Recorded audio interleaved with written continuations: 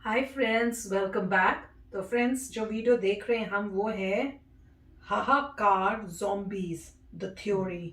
अरे वाह, बड़ा इंटरेस्टिंग टॉपिक है ज़ॉम्बीज। तो देखते हैं क्या है। तो फ्रेंड्स, वीडियो शुरू करने से पहले अगर आप चैनल पर नए हो और आपने अभी तक सब्सक्राइब नहीं किया है तो जल्दी से पहले सब्सक्राइब के बटन और बेल आइकन को क्लिक कर लो ताकि आपको हमारे सारे न्यू वीडियोस जैसे हम अपलोड करें उसका नोटिफिकेशन मिल जाए। एंड वीडियो देखने के बाद अगर वीडियो पसंद आए तो करना लाइक और शेयर करना ये वीडियो अपने फ्रेंड्स और फैमिली के साथ। तो चलो फ्रेंड्स, शुरू करते हैं आज का ये वीडियो।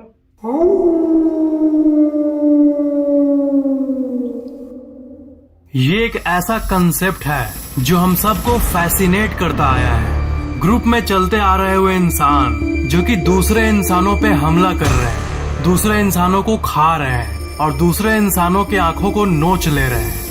पर क्या ये रियल में एग्जिस्ट कर सकता है?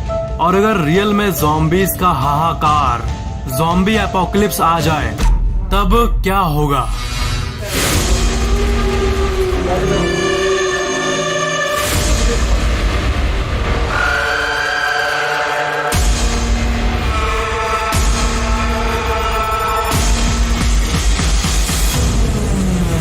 आपको नींद नहीं आती?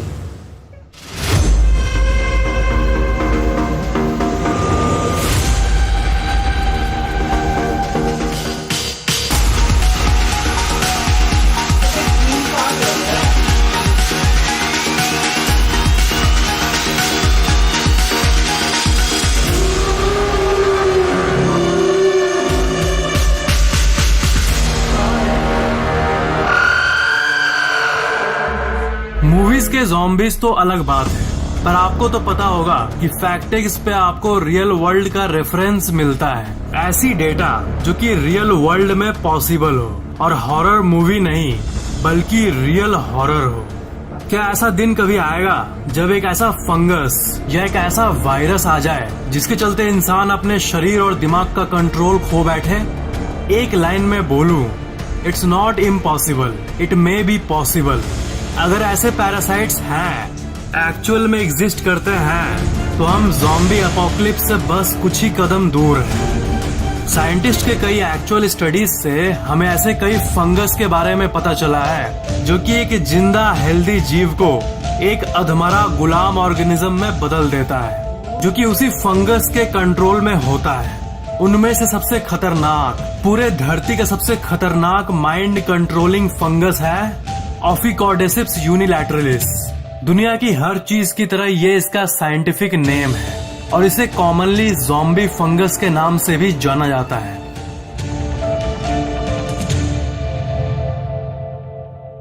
जब चींटियां इधर से उधर घूमती है तब वो खाने को सर्च कर रही होती है और खाने के बीच में ही अगर ये चींटियां अनजाने में इस ज़ॉम्बी फंगस का एक पार्ट ले ले, चींटी के अंदर जाता है और अपने आप को मल्टीप्लाई करना स्टार्ट कर देता है।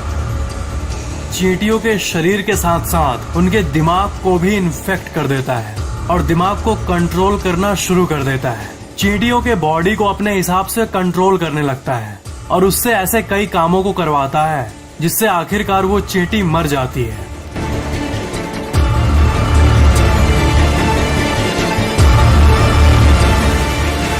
चींटी के शरीर से बाहर निकलकर अपने आप को और फैलाने लगता है और अपने आप को एनवायरनमेंट में फैलाते रहता है। देन किसी और चींटी पर हमला करता है और ऐसे करते करते अपना पॉपुलेशन बढ़ाते रहता है।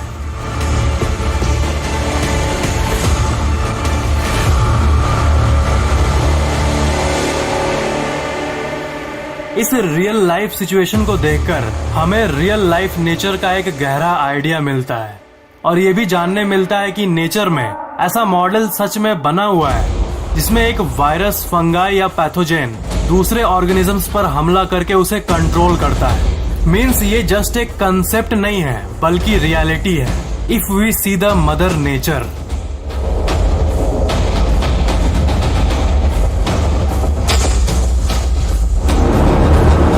वो ऑफिकॉर्डेसिप्स यूनिलैटरलिस फंगस कई सालों के एवोल्यूशन से अपने होस्ट के दिमाग पर कंट्रोल करना सीख लिया है और अभी रियल टाइम में भी असल दुनिया में वो फंगस कहीं ना कहीं अपने आप को रिप्रोड्यूस कर रहा है और फैल रहा है।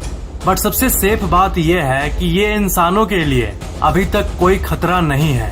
ये फंगस सिर्फ चींटियों पर ही हमला कर पाया है, इंसानों पे नहीं। इंसान का दिमाग और शरीर चींटियों से बहुत ज्यादा कॉम्प्लिकेटेड होता है और स्ट्रॉन्ग होता है इसलिए।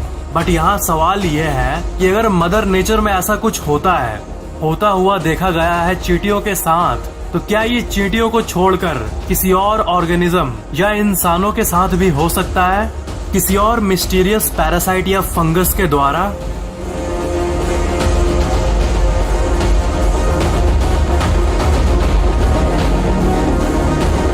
इबोला वायरस आपको याद है? वो वायरस भी चमगादड़ों का वायरस था, बट वो उनके शरीर से निकलकर बाकी टाइप के लिविंग ऑर्गेनिजम्स को भी इफेक्ट करने लगा, जैसे चिंपैंजी, पिग्स एक्सेट्रा। और समय के साथ साथ इंसानों को भी। टाइम के साथ साथ इवॉल्व होने के चलते वायरसेस नए होस्ट पर हमला करना सीख जाते हैं ताकि उनकी आबादी और बढ़ते रहे। तो साइंटिस्ट का सबसे बड़ा डर यही है कि ये ऑफिकॉर्डिसिप्स यूनिलैटरलिस या ऐसा और टाइप का नेचर में एग्जिस्टिंग फंगस या वायरस बाद में जाके दूसरे प्रकार के जीव या इंसानों पर हमला करना ना शुरू कर दे। ऐसे और भी जो अननोन माइंड कंट्रोलिंग वायरसेस हैं, वो इंसानों पर कंट्रोल करना सीख न जाए। अगर ये हुआ और ये फैलने लगा, तब जो होगा वो अनइमेजिनेबल है। कोई वायरस शरीर में जब घुसता है तब इम्यून सिस्टम उसे रोक लिया तब तो सही है, पर अगर शरीर में वो वायरस इन्फेक्ट करने में कामयाब हो गया फाइनली, तब वो शरीर के होस्ट सेल को ही अपना गुलाम बना लेता है और शरीर का सेल ही उस वायरस का कॉपीज को बनाने लगता है। इसी तरह हमें कोई वायरस इफेक्ट करता है सक्सेसफुली, चीजों को अपने कंट्रोल में लेकर। वायरस धीरे धीरे कंट्रोल करने वाले मैकेनिज्म में और इवॉल्व होते जा रहे हैं और मास्टरिंग करते जा रहे हैं। Existing real human zombie like बीमारियों की बात करें तो एक ऐसा बीमारी है जो कि इंसान को ज़ॉम्बी तो नहीं बट ज़ॉम्बी जैसा बना देता है।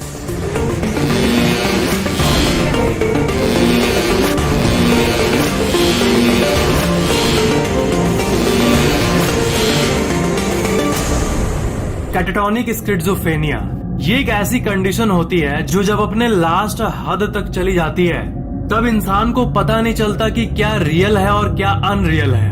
वो एक अजीब स्टेट ऑफ माइंड में चला जाता है और अजीब तरीके से चलने लगता है। वो बहुत मुश्किल से बात कर पाता है और उसे समझ नहीं आता है कि वो है क्या कर रहा है और जो कर रहा है उससे होगा क्या। वो कब हंसते हैं, क्यों हंसते हैं, उनको कुछ पता नहीं होता। एक और ऐसी बीमारी है जिसमें इंसान को ये लगने लगता है कि मैं मर गया हूं, कोटार्ड डिल्यूजन। और अगर आप फैक्टिक्स के TEF सीरीज के रेगुलर व्यूअर होंगे तो आप इसके बारे में एक ना एक बार जरूर सुने होंगे। जिस इंसान को ये बीमारी होता है उसको ये लगता है कि वो मर चुका है। They think that they do not exist.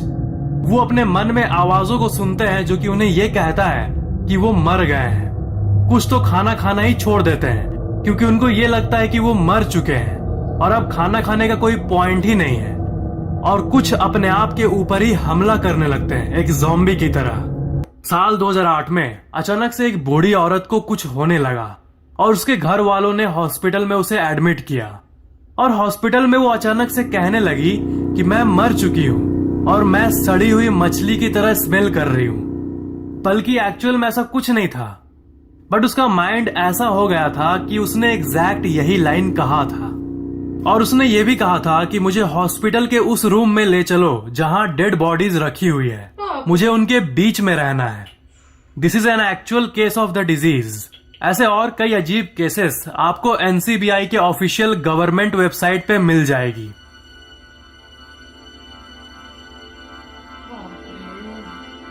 ऐसे कई लोग होंगे जो कि ज़ॉम्बीज के बारे में चाहे कितनी भी इंफॉर्मेशन क्यों न सुन ले मेरे मुंह से, वो लोग जो प्योर साइंस को मानते हैं वो अब भी नहीं मानेंगे क्योंकि उनको ये लगता है कि साइंस ने सब कुछ को ही जान लिया है। तो पूरे साइंस पर बिलीव करने वाले लोग द लैंसेट, जो कि साल 1823 से चलती आ रही एक well respected weekly medical journal है, उन्होंने अपने वेबसाइट पे ऑफिशियली ये स्टडी डॉक्यूमेंट को पोस्ट किया था। Clinical findings in 3 cases of zombification. साल 1997 की द लैंसेट की इस आर्टिकल में 3 रियल लाइफ ज़ॉम्बीज के बारे में स्टडी है और उस स्टडी में भी वही बीमारियों का जिक्र है जिसके बारे में आपने अभी जाना। जो साइंटिस्ट्स बिहेवियर की स्टडी करते हैं, इंसानों का बिहेवियर, ह्यूमन बिहेवियर, उन्होंने इंसानों में एक ऐसे मिस्टीरियस बिहेवियर को पता किया है जिसका नाम है रनिंग एमॉक। और विकिपीडिया में आप इस बिहेवियर का ऑफिशियल डेफिनेशन पढ़ोगे तो आपको दिखेगा running amok is used to refer to the behaviour of someone who in the grip of strong emotion obtains a weapon and begin attacking people indiscriminately, often with multiple fatalities. एक ऐसा behaviour often triggered by emotion or depression or something else, इसमें इंसान दूसरों पे attack करने लगता है। जब ये बिहेवियर बहुत लोगों में पाया गया तब साल 1849 में इसको ऑफिशियली एक दिमागी बीमारी, एक साइकियाट्रिक कंडीशन के रूप में क्लासिफाई कर दिया गया। तो सबसे बड़ा कंसेप्ट और थ्योरी ये है कि अगर इंसानों ने दिमाग को आज तक नहीं समझ पाया है और इसी तरह के ज़ॉम्बी लाइक बीमारियां एक्चुअल में होती है तो क्या ऐसी बीमारी नहीं आ सकती इसमें इंसान अनकंट्रोलेबल वे से रिएक्ट करे due to a virus, chemical और एनीथिंग। अभी की जो ज़ॉम्बी लाइक एग्जिस्टिंग बीमारियां हैं वो बहुत ही ज्यादा रेयर होती है और यूजुअली कॉन्टेजियस नहीं होती है, मतलब दूसरों को टच करने से फैल नहीं जाती। पर अगर ऐसी कोई बीमारी आ गई जो कि दिमाग को डिसबैलेंस करने के साथ साथ जल्दी जल्दी फैलने भी लगे और उस बीमारी का एक आउटब्रेक आ गया, तब उस घटना को ज़ॉम्बी एपोकलिप्सी कहा जाएगा। United states centre for disease control and prevention ने भी एक आर्टिकल को पोस्ट किया है जिसमें एक्सप्लेन किया गया है कि अगर ज़ॉम्बी एपोकलिप्स हुआ तो कैसे सेफ रहेंगे हम लोग, क्या करना चाहिए हम लोगों को अगर एपोकलिप्स का नौबत आया तब। उसमें लिखा हुआ है कि हम लोगों को क्या करना चाहिए सेफ रहने के लिए। हालांकि उसको सीडीसी मेटाफोर की तरह यूज किया है हर तरह की इमरजेंसी में प्रिपेयर्डनेस को अवेयर करने के लिए, बट ज़ॉम्बी एपोकलिप्स की पॉसिबिलिटी, जस्ट लाइट पॉसिबिलिटी को भी उन्होंने इग्नोर नहीं किया। और अगर सच में ज़ॉम्बी एपोकलिप्स आ जाए तब अगर प्रिपेयर्डनेस की माने तो शायद ही हम लोग कुछ कर सकेंगे, because that will be massive.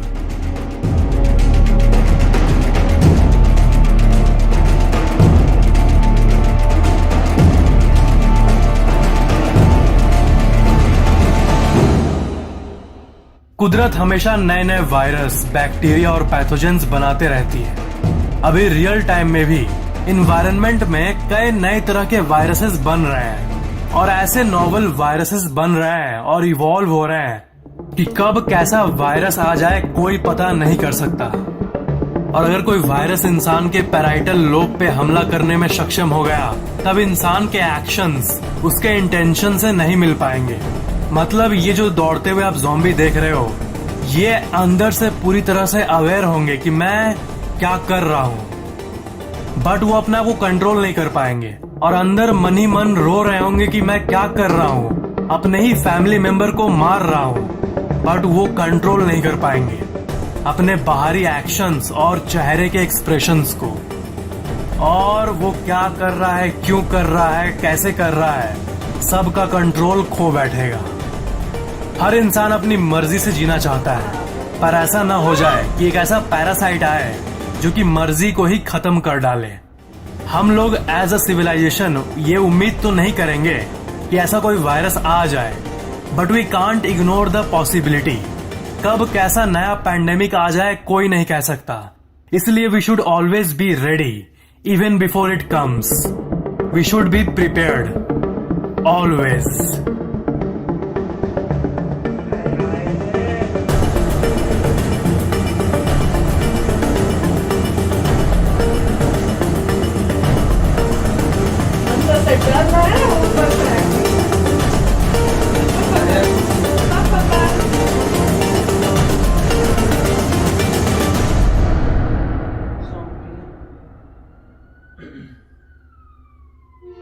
तो फ्रेंड्स, क्या वीडियो सजेस्ट किया है? हार्ट अटैक डलवाना है क्या मेरा? ये बहुत अच्छा था वीडियो। अगर आपने सजेस्ट किया तो मुझे तो बड़ा अच्छा लगा वीडियो। और स्पेशली मैं इसलिए कहूँगा कि ये पॉसिबल नहीं है क्योंकि अभी जो आपको ज़ॉम्बीज़ नज़र आते हैं मूवीज में, उनमें बहुत इश्यूज हैं। पहला तो ये वो दिखाते हैं कि इमॉर्टल है, मतलब मरेंगे नहीं। दूसरा ये है कि सुपर ह्यूमन पावर है, जो नॉर्मल आदमी थे तब को पावर नहीं थी, मगर ज़ॉम्बी बन गए तो यूं धक्का मार रहे हैं, लोगों को खींच रहे हैं, ये कर रहे हैं, सडनली सुपर ह्यूमन पावर आ गई। तो जो डिपिक्शन है उसमें बहुत फ्लॉज हैं। पहला इमॉर्टल गिरी जो होती है कि मतलब आप मरेंगे नहीं, मतलब कि खा नहीं रहा बंदा कुछ भी खाना, मगर इमॉर्टल है, धीरे धीरे उसकी बॉडी खराब हो रही है मगर है इमॉर्टल। और अगर आप कभी उसे गोली भी मार दें तो कोई बात नहीं, गोली से गिरेगा फिर उठेगा फिर चलता बनेगा, राइट। वो पॉसिबल ही नहीं है क्योंकि ह्यूमन में वो शक्ति है नहीं, आप कुछ भी कर लें। तो पहले इमॉर्टैलिटी जो है वो गलत कॉन्सेप्ट है। दूसरा सुपर ह्यूमन पावर, अपने जमाने में कुछ हिला नहीं सकता था, मगर अब ज़ॉम्बी बन गया तो बड़ी चीजों को धकेल रहा है, चीजें हिला रहा है, और परसेप्शन बड़ी स्ट्रांग हो गई है, इतनी सारी पावर नहीं आ सकती कोई। और फिर कॉन्सेप्ट कि अगर लाइट मारो तो भाग जाता है, वेरिएशन होते हैं मूवी में। एक मूवी में है कि रात में आते हैं जी, सुबह उनको तकलीफ है, मतलब वैम्पायर का फंडा भी उसमें लगा दिया। तो क्योंकि टू मच फिक्शन है, टू मच इमेजिनेशन है, इसलिए वो बोगस है। हाँ वो ठीक है, ब्रेन की डिजीज जो है, बहुत सारी डिजीज, जैसे मैंने सिस्टोफेनिया कहा था, वैसे बहुत सारी डिजीजेज हैं जिनसे बहुत कुछ हो सकता है। लोगों को आपको देखा होगा कि लोगों को पैरालिसिस हो जाता है, वो यूं बैठे होते हैं, उनके आंसू आ रहे होते हैं क्योंकि वो सुन सकते हैं मगर कर नहीं सकते। ऐसे बहुत सारी डिजीजेज हैं, मगर उसमें ह्यूमन कंडीशन जो है बदतर हो जाती है, स्ट्रांग नहीं हो जाती। उसमें ह्यूमन कंडीशन बदतर हो जाती है कि आप में पावर नहीं, आप हिल नहीं सकते, आप डुल नहीं सकते। या जिसको भी बोल रहे हैं वो स्किज़ोफ्रेनिया हुआ था, वो बंदा जो है बैठा हुआ है, हिलता नहीं है, यूं देखता रहता है, उसको समझ नहीं आ रहा, कंफ्यूज है, उसको धक्का मारोगे गिर जाएगा। वो ऐसा नहीं होता कि चौधरी बन गया, लोगों को मारपीट कर रहा है। और जो ज़ॉम्बी फंगस दिखा रहे हैं टेक ओवर किए, वो सिर्फ छोटे बच्चों में कर सकता है, छोटे मोटे ऑर्गेनिज्म, हम जैसे कॉम्प्लेक्स में नहीं कर सकता। और दूसरा ये कि जैसे वायरसेस इवॉल्व हो रहे हैं, हम भी तो हो रहे हैं भाई, हम तो ऐसे थोड़ा बैठे, हमारा डीएनए भी तो इवॉल्व हो रहा है।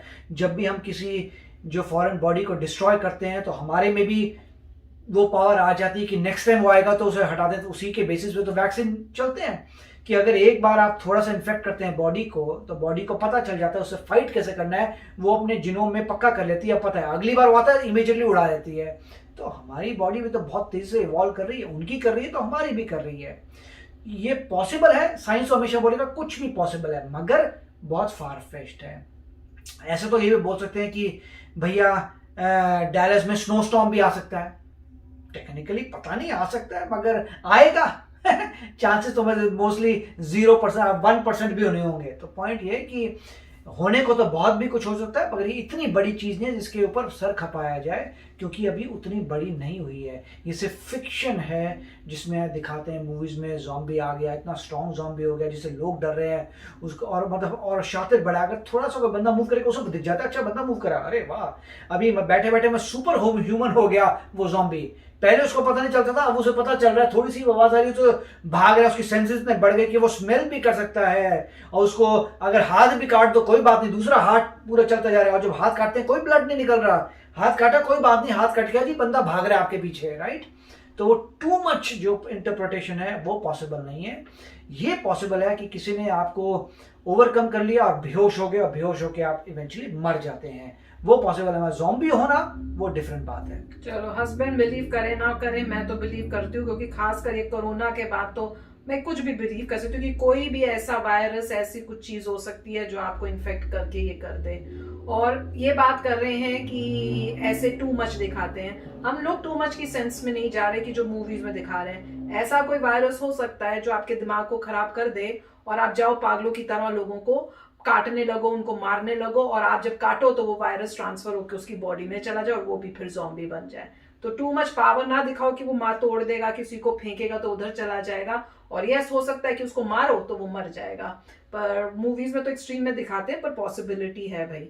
और ऐसी जो आप वीडियोस बोलते हो ना, तो मेरी तो निकलती है जान, तो जरा ना सोच के बताया करो भैया, इनको तो आता है मजा, मेरी निकलती है जान। तो अब कुछ 2-3 अच्छी वीडियोस दूसरी देखनी पड़ेगी ताकि ये सब भूल जाए।